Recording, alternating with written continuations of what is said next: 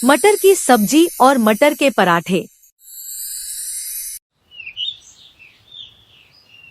शकुंतला को घर चलाने की आदत कंजूसी से थी।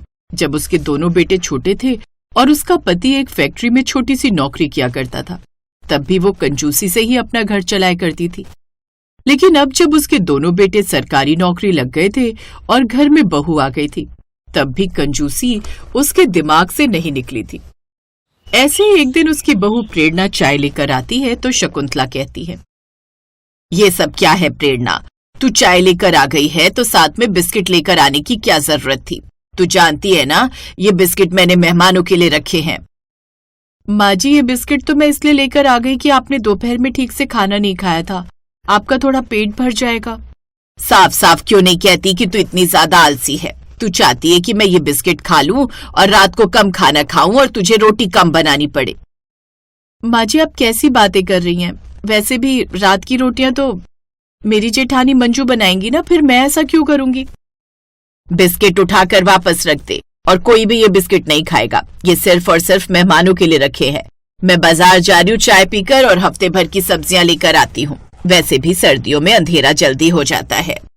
शकुंतला बाहर जाती है और सब्जी वाले से सब्जियों के दाम पूछती है तो सब्जियों के दाम आसमान छू रहे थे। उसने खुद से कहा, कुछ दिनों में लगता है सब्जियां थैली में पैक होकर सुनार की दुकान में मिलेंगी। कितनी महंगी हो गई हैं। तभी उसकी नजर मटर के ठेले पर गई और सच में मटर बहुत सस्ते हो गए थे।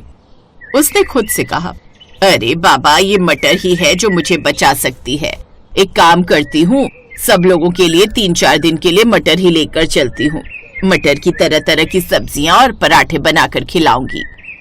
शकुंतला ढेर सारी मटर लेकर घर आ जाती है और उसके दोनों बेटे जब देखते हैं कि वो मटर के अलावा कुछ लेकर ही नहीं आई थी, तो उसकी बड़ी बहू मंजू ने कहा, माँ जी, ये क्या है? आप तो बस मटर लेकर आई हैं, ऐसे थोड़ी होता है। हम क्या खाएंगे?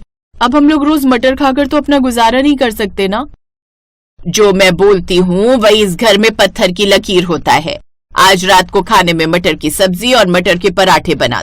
कल क्या करना है वो कल देख लेंगे। ठीक है माँ जी, जैसा आप बोलेंगी वैसा ही होगा। आप बेकार में हम पर गुस्सा मत कीजिए, वरना आपका बीपी हाई हो जाएगा। दोनों बहुएं ज्यादा बहस नहीं करती और रात को खाने में मटर की सब्जी और पराठे बना देती हैं। जैसे ही पवन ने ये खाया तो कहा, क्या बात है माँ, सर्दियों में तो मटर की सब्जी और पराठे खाने का मजा ही अलग होता है। मटर का स्वाद कुछ ज्यादा ही टेस्टी लगता है सर्दियों में। ये बात तो सच है माँ जी। ये मटर के पराठे कितने अच्छे लग रहे हैं और मटर की सब्जी भी बहुत बढ़िया लग रही है। बस इतनी सी बात, कोई बात नहीं। कल भी मैं मटर की सब्जी और मटर के पराठे ही बनवा दूंगी। वैसे भी कम से कम 5 किलो मटर लेकर आई हूँ मैं। अगर इस्तेमाल नहीं करेंगे तो खराब हो जाएंगे, कीड़े पड़ जाएंगे उसमें। अब क्या था, शकुंतला हर दिन अपने घर में मटर के पराठे और मटर की सब्जी बनाने लगी और कुछ दिनों के बाद तो उसने हद ही कर दी। उसने अपने घर के आंगन में ही मटर की खेती कर ली ताकि उसके पैसे बचे। ऐसे एक दिन उसके बड़े बेटे नवीन ने अपनी पत्नी मंजू से दबे स्वर में कहा, मंजू, मुझे अब मटर से उल्टी आने लगी है।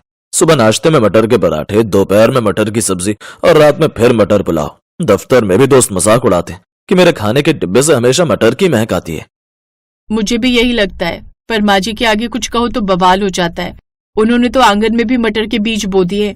मुझे लगता है कि इस मौसम में बाजार में जो सब्जी सबसे सस्ती होती है वो उसी को हफ्ते भर खिलाती है। तुम उन्हें कुछ भी मत कहना। वैसे भी वो तुम पर और प्रेरणा पर तो बहुत ज्यादा गुस्सा करती हैं। हम लोगों को तो फिर भी कुछ नहीं कहेंगे, लेकिन तुम दोनों पर अपनी सारी फ्रस्ट्रेशन निकाल देंगे।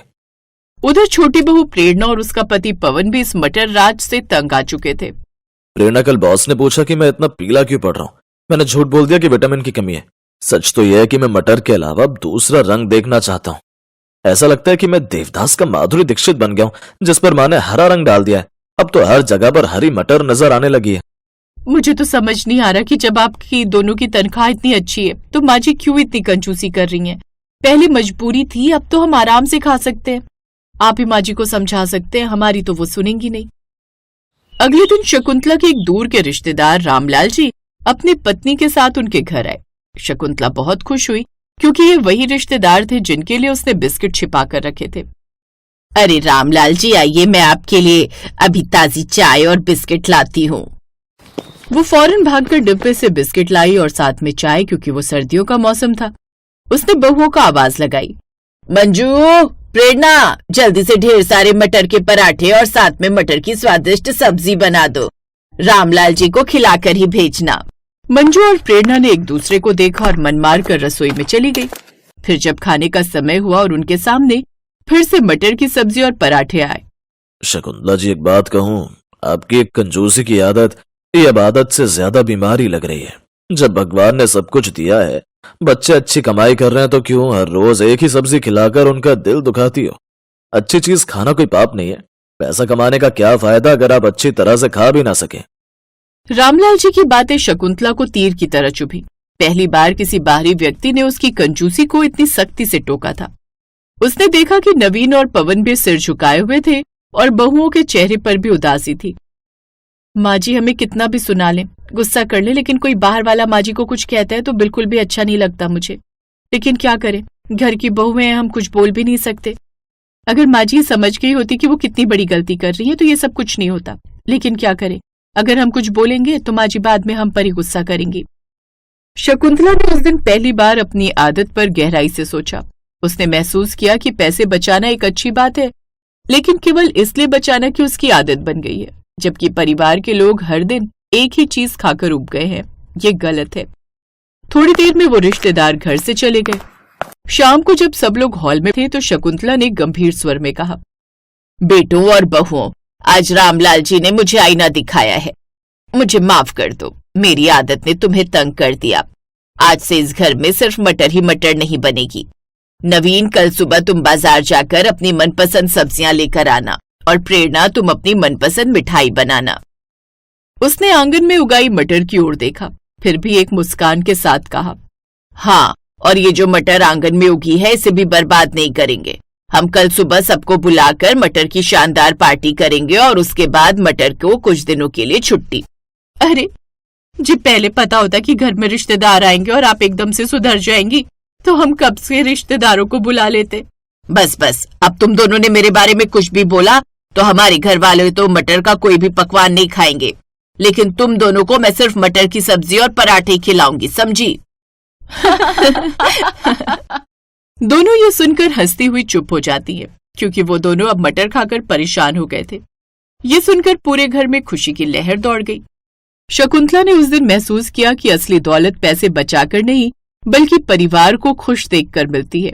उस दिन के बाद शकुंतला ने धीरे धीरे अपनी कंजूसी की आदत छोड़ी और उसके घर में मटर के साथ साथ हंसी और कई तरह के स्वादिष्ट व्यंजनों की बहार आ गई।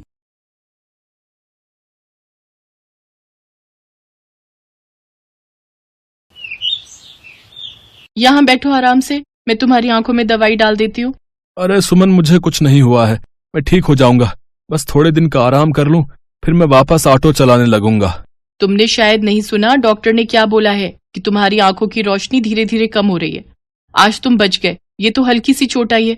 अगर ज्यादा कुछ हो जाता तो बताओ, मैं और बच्चे क्या करते? अब तुम कुछ महीने बिल्कुल भी ऑटो नहीं चलाओगे। मुझे सारा दिन घबराहट होती रहेगी। तुम घर पर आराम करो, हम कोई ना कोई रास्ता ढूंढ लेंगे। चलो अब तो आराम कर लो, मैं तब तक कुछ खाने का बना लेती हूँ। सोनी, राजू, इधर आओ बच्चों। बोलो मम्मी। क्या हुआ मम्मी, बताओ। मेरी बात ध्यान से सुनो। तुम्हारे पापा को बिल्कुल भी पता नहीं चलना चाहिए कि तुम दोनों पिछले एक हफ्ते से स्कूल नहीं जा रहे हो, वरना उन्हें और चिंता हो जाएगी।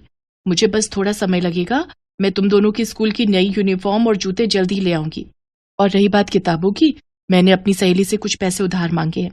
जैसे ही मुझे दे देगी, मैं तुम्हें किताबें भी खरीद कर दे दूंगी। अभी तो वैसे भी इतनी पढ़ाई नहीं होगी, क्योंकि स्कूल खुले हुए अभी 12-13 दिन ही हुए हैं ना। नहीं मम्मी, स्कूल तो खुलते से ही पढ़ाई शुरू हो गई।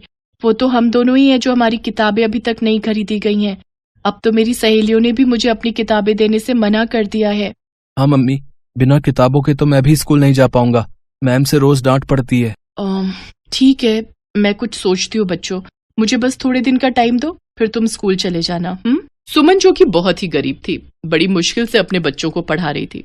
उसका पति मदन किराए का ऑटो रिक्शा चलाता था। घर का किराया, बिजली पानी, बच्चों की पढ़ाई, घर के खर्चे सब निकालने थे। पर कुछ समय से मदन की आंखों में दिक्कत चल रही थी।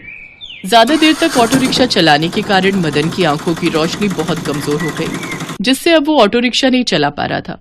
पर घर खर्च चलाने के लिए कुछ तो करना ही था। इसलिए सुमन बड़ी मुश्किल से घर का गुजारा करने लगी। वो रोजाना कोई ना कोई काम ढूंढने के लिए जाती जिससे वो पैसा कमा सके और बच्चों को स्कूल की किताबें खरीद कर दे सके। सुमन के दोनों बच्चे नई क्लास में आ गए थे, पर अभी तक उन्होंने किताबें नहीं खरीदी थी और उनकी पढ़ाई बहुत ही खराब हो रही थी। देख सुमन, मैंने तुझे कहा तो था कि मैं बच्चों की किताबों के लिए तुझे उधार पैसे दे दूंगी, पर मेरा ब्यूटी पार्लर खुद ही नहीं चल रहा और तू तो जानती है मेरे हस्बैंड की नौकरी भी चली गई है, तो मैं बड़ी मुश्किल से घर का काम चला पा रही हूँ। मुझे माफ कर दे, मेरे पास तो इतने पैसे नहीं हो पाएंगे। कोई बात नहीं सरिता, ऐसी कोई दिक्कत वाली बात नहीं है। तू पहले अपना घर देख, मैं कहीं और से इंतजाम कर लूंगी। अच्छा, मैं चलती हूँ। सुमन परेशान हो जाती है। उसे उम्मीद थी कि उसकी सहेली उसकी थोड़े पैसे की मदद जरूर करेगी, पर उसकी सहेली ने भी उसे अपनी परेशानियां बताकर मना कर दिया। अब मैं क्या करूं, कुछ भी समझ नहीं आ रहा। बच्चों को स्कूल गए 1 महीना होने वाला है। अगर मैंने उन्हें स्कूल नहीं भेजा तो उनका नाम कट जाएगा। मेरे पास सिर्फ 2 दिन का टाइम है। घर का किराया भी आया हुआ है। अगर घर का किराया नहीं दिया तो बहुत मुसीबत आ जाएगी। मुझे घर खाली करना पड़ेगा। अरे, ये किसका फोन है? ये तो पड़ोस की शारदा का फोन है। उठाकर देखती हूँ। हेलो मम्मी, जल्दी घर आओ, हमारी लाइट कट गई है। मैं शारदा आंटी के फोन से आपको फोन कर रहा हूँ। अब गर्मी में कैसे रहेंगे मम्मी? मैं आती हूँ बेटा, आ रही हूँ। हे भगवान, अब मैं क्या करूंगी, कहाँ से पैसे लाऊंगी, मेरी मदद करो। सुमन के सिर पर एक परेशानी और आ गई, क्योंकि 1200 रुपए बिजली का बिल नहीं भरा। अचानक उसकी नजर एक बोर्ड पर पड़ती है जिस पर लिखा था, स्पेशल भरवा पराठा बनाओ, 20,000 रुपए का इनाम घर ले जाओ। बहुत सारी महिलाएं लाइन में उस प्रतियोगिता में हिस्सा लेने के लिए खड़ी थी। अगर मैं इस प्रतियोगिता में भाग ले लूं तो मैं ये इनाम जीत सकती हूँ। मैं कोशिश करके देखूं, मुझे तो पैसों की बहुत जरूरत है। हाँ, मैं पूछती हूँ, भैया मुझे भी इस प्रतियोगिता में भाग लेना है, क्या मैं अपना नाम लिखवा सकती हूँ? हाँ हाँ बिल्कुल, इस प्रतियोगिता में कोई भी भाग ले सकता है।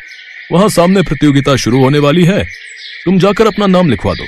जो भी प्रतियोगिता में जीतेगा उसे इनाम दिया जाएगा। ठीक है भैया, आपका बहुत बहुत शुक्रिया।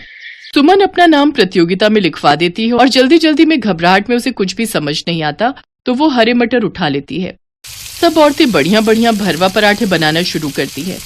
सुमन मटर के भरवा बहुत ही स्वादिष्ट पराठे बनाती है और चांस की बात उसके बनाए मटर के पराठे उसे जीत दिलवा ही देते हैं। हम लोगों ने ये प्रतियोगिता नए हुनर को पहचान देने के लिए रखी थी और आज सुमन जी ने भरवा मटर के पराठे बनाकर ये प्रतियोगिता जीत ली है। सुमन जी को 20,000 रुपए का इनाम दिया जाता है। सुमन जी, आपको इस प्रतियोगिता में भाग लेने का प्रोत्साहन कैसे मिला? क्या किसी ने आपको इस बारे में बताया था?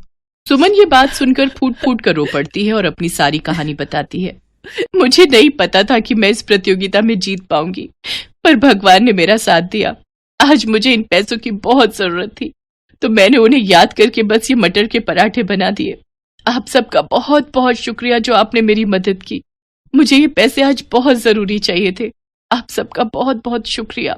सुमन जीती हुई इनाम की राशि लेकर जाने लगती है। तभी एक आदमी उसे रोकता है। मेरा नाम आलोक है। सुमन जी, मैं चाहता हूं कि आप मेरे रेस्टोरेंट में काम करें, जिसके लिए मैं आपको अच्छी सैलरी दूंगा। मुझे आप जैसी होनहार लेडी की जरूरत थी। आप जब चाहे मेरे रेस्टोरेंट में काम के लिए आ सकती हैं। सुमन की खुशी का ठिकाना नहीं था। उसी दिन भगवान ने उसकी सारी चिंताएं दूर कर दी थी। सुमन खुशी खुशी घर लौटती है। उन पैसों की मदद से उसकी सारी दिक्कतें खत्म हो गई। सुमन के दोनों बच्चे भी फिर से स्कूल जाने लगे। धीरे धीरे मदन की तबीयत में भी सुधार हुआ और उसने फिर से ऑटो रिक्शा चलाना शुरू कर दिया। Best buddies. Hello friends, thanks for watching this video. अगर आपको ये वीडियो पसंद आया है तो प्लीज लाइक, सब्सक्राइब, कमेंट्स करें इस वीडियो पर और हाँ, शेयर करना भी ना भूलें। और भी मजेदार वीडियो देखने के लिए नीचे दिए गए बेल आइकॉन को दबाएं। देखते रहिए बेस्ट बडीज।